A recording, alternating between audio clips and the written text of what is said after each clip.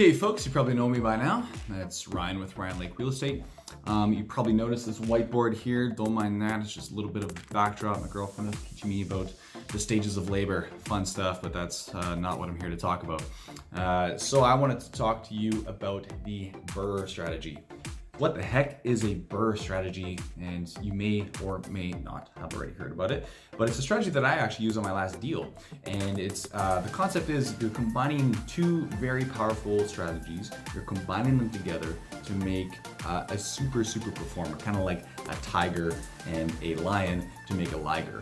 And so what those two strategies are is a fix and flip and a buy and hold. So BRRRR stands for buy, renovate, rent, refinance, and resale or repeat, whatever you want to do going forward. So to break down a little bit of the confusion, so simply you buy a property that is needing some TLC, you renovate up to a marketable standard. Once you have a nice product on the market available, you can rent it out to a tenant who's looking for a nice property, as we all are. And then once you have that in place, you refinance the forced equity out to pay for all the expenses going into the deal. And then you can do whatever you want. You can resell it either now, a year, 2 years, 7 years down the road, keep it forever, doesn't matter. Or you can roll it over and repeat that into the next deal, because if you've done it right, you can extract the money out and continue going forward to expand the portfolio. So to wrap your head around some real life numbers that probably won't be correlated to whatever market that you're in, but my last deal was an Estrazy, which you can actually go below on this post, and there's a link, and that will pop up this pro forma that gives you all the breakdown of the financing costs and how much I gave to the contractor, and all the numbers are involved. I wouldn't suggest doing anything that I haven't already done personally. So just to give you some proof in the pudding, and also it's really nice to just look at before and after pictures. I think it's always nice watching those flipping shows to see the state of repair and see the end product. Always think those are cool. So you can see my pictures combine what it looked like and then what it looked like after. I highly recommend just checking it out simply for that.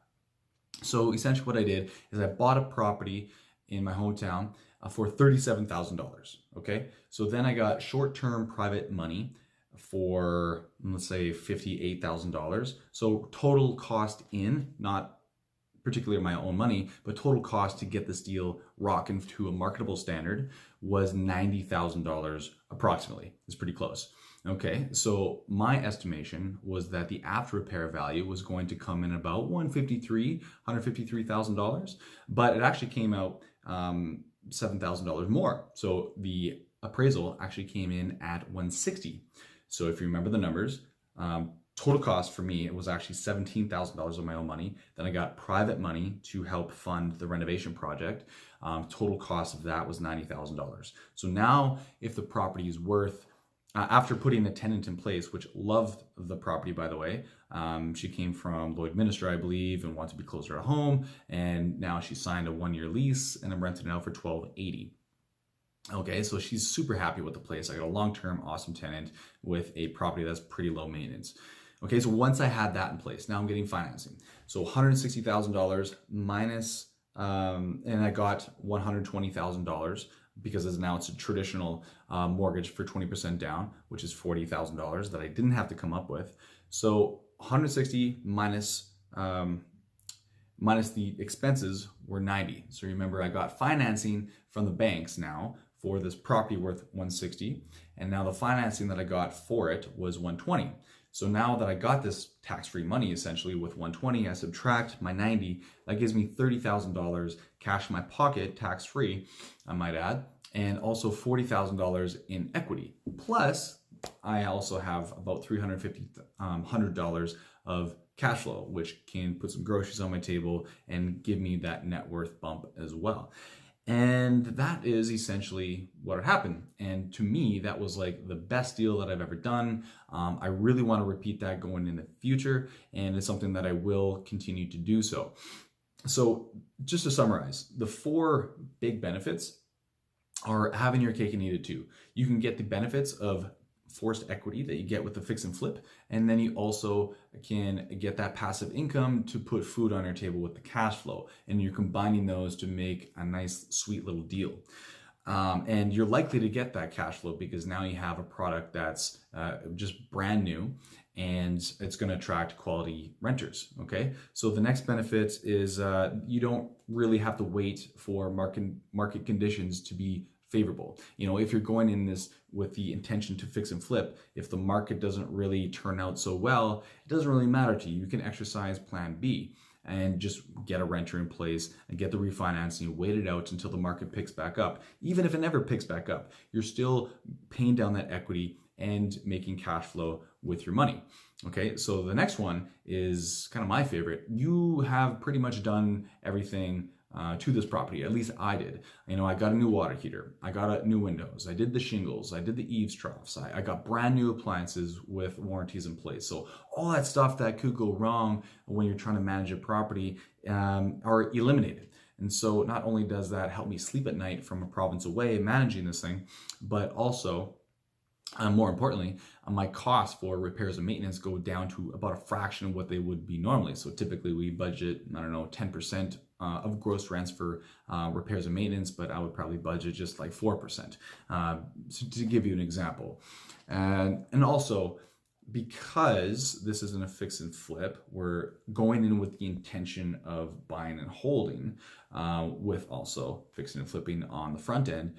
That shows that the CRA is going to look at that more favorably towards capital gains once you choose to resell it down the road, instead of doing a fix and flip where the intention clearly shows that you're intending on flipping because it's pretty short term. And so they're going to look at that as active income, which basically means you're paying the highest tax rate at your marginal tax rate. So for me, for example, I would be paying roughly $31,000 in tax if I was to sell it and get $100,000 worth of profit, versus if I sell it down the road later when market conditions are more favorable, now I'm paying only capital gains tax on that, which is about half. So, you know, roughly $15,000 instead of 30.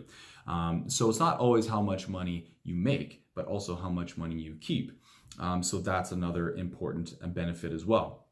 So some things that can go wrong are not being able to get financing at the end. So now you're stuck with this expensive private money where you're paying 10 to 12% interest on. For me, for example, I still cash flow despite that. So it just goes to show how important that cash flow is once you rent it out. But eventually, you know, there's some risk of keeping a private lender at bay and on hold because he wants to roll over his money into the next deal as well. So it's important that you get a pre-approval for the after repair value that you expect. And if you can't get that, you might not want to exercise this deal or just simply do a fix and flip. So just make sure you get the pre-approval in place, and that will help expedite that time when you need to refinance. And so the other thing that may happen is might not get appraised for as much as you had expected. So some ways to mitigate that is just make sure your numbers are tight. I was pretty lucky when I analyzed all the deals with the help of a local realtor to help me get some comparables. I estimated 153 for this last deal, but it came at 160. So I always try to go a little bit more conservative with my numbers to help avoid that fatal mistake of you know, your numbers being off, because that could really make or break a deal. But yeah, it worked out good for me, and I'm always pretty conservative in that regard. But as long as you do those two things, this is a really cool strategy, because if one doesn't work out, you can always execute the other. Always have a secondary escape clause, especially in business. It'll help you sleep at night and give you the confidence to go forward into the next deal. So to summarize, what is BRRRR? Buying a property, forcing sweat equity, getting a nice, solid, beautiful product on the market, renting it out for premium rents, find an equity building tenant, refinance the money out, pay off the traditional expenses, and hopefully you get 100% of your initial cash invested back. So you can roll it over to the next deal, push your portfolio, expand it, make it bigger, do whatever you want with it. And just that. That is all I wanted to share with you. So if you want to ask me more questions about the nuances of the deal, maybe some more pitfalls to avoid, or just curious in stepping into it yourself, feel free to reach out to me. My number should be on the website, but if you're not there, it's 1-306-807-4890, and I'm always happy to answer any questions that you have. Happy investing, take care, and I'll talk to you soon.